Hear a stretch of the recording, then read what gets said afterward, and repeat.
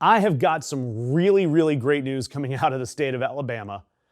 And to share that with you, I need to ask you a question. How many times can the state of Alabama lose the same redistricting case before they stop trying to gerrymander black voters out of Congress? Well, the answer is at least one more time, because they haven't stopped. They're still going. Yet the good news is that on Tuesday, a 3-judge federal panel walked into the courtroom and told Alabama again that the map they want to use is, quote, tainted by intentional race-based discrimination.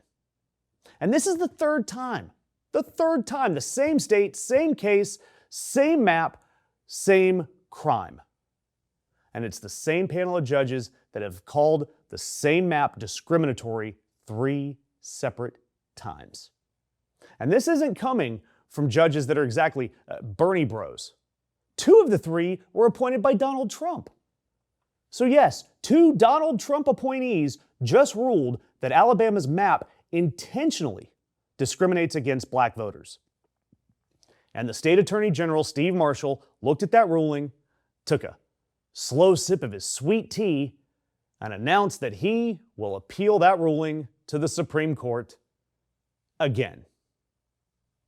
And just a few numbers for you. Alabama, 27% black.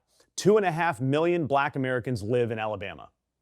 The state has 7 congressional seats.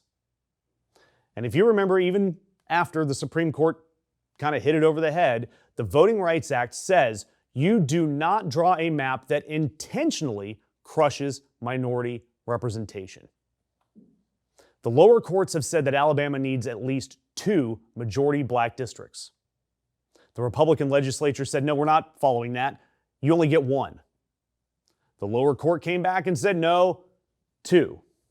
And in 2023, the Supreme Court, 5-4, ruled that lower court ruling is correct. And Alabama's legislature drew a new map anyway with just 1 black district. The lower court said, once again, discriminatory. And now the Supreme Court, after a Louisiana ruling that gutted half of the Voting Rights Act earlier this month, kicked it back to the panel and said, try again. And the panel tried again, and the answer is the same, again. So now, Steve Marshall, going to ask the Supreme Court to overrule the Trump-appointed federal judges that the Supreme Court already threw the case back to, in a case that the Supreme Court has continually weakened. And then enters the Trump Tower tyrant. And look, we know that at Trump's direction, there is an unprecedented redistricting blitz happening across the country right now between census years, which is not how this works. Fortunately, South Carolina, they told Trump no last week. Their state Senate refused to even open their session. But Texas, they already redrew their maps. Ohio, they're next up. Missouri, talking about it. Florida redrew theirs. The official Republican target is to pick up an 8-seat advantage going into midterms by drawing the lines themselves before the voters can punish them. And they're getting punished for all of Trump's crazy and wild statements and policies. Nothing is going the way of the voter, so they are going to hold the Republicans responsible. And before that, the Republican Party lost the popular vote in 7 of the last 8 presidential elections. So instead of counting actual votes, they want to draw new boundaries instead. And with that, there will be this open question hanging over the next few months. Because if the Supreme Court takes this case and overrules its own 2023 ruling, the Voting Rights Act is functionally done. Not just weakened, finished. The 14th Amendment will mean whatever John Roberts wants it to mean on any given Tuesday.